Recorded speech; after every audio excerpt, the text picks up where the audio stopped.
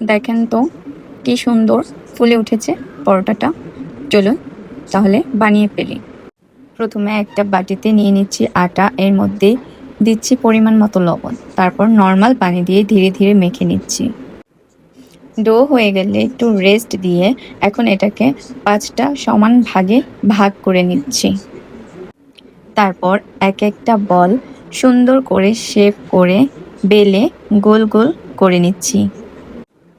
এখন রুটিটা বেলা হয়ে গেলে এর উপরে একটু তেল লাগিয়ে হালকা আটা ছিটিয়ে ফোল্ড করে নিচ্ছি, যাতে পরোটাটা হয় সুন্দর লেয়ার লেয়ার।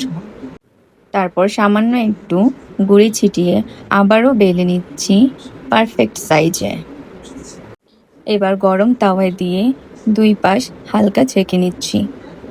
তারপর তেল দিয়ে ভেজে নিচ্ছি গোল্ডেন ক্রিস্পি করে। আর দেখেন রেডি হয়ে গেছে একদম মচমচে গরম গরম আটা পরোটা। চা, ডিম ভাজি বা গরুর মাংস সব কিছুর সাথেই জমবে দারুণ।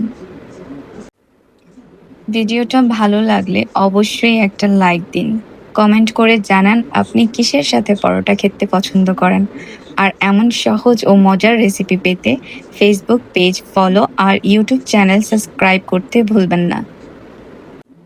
সবাই ভালো থাকবেন, সুস্থ থাকবেন আর সাবধানে থাকবেন। আল্লাহ হাফেজ।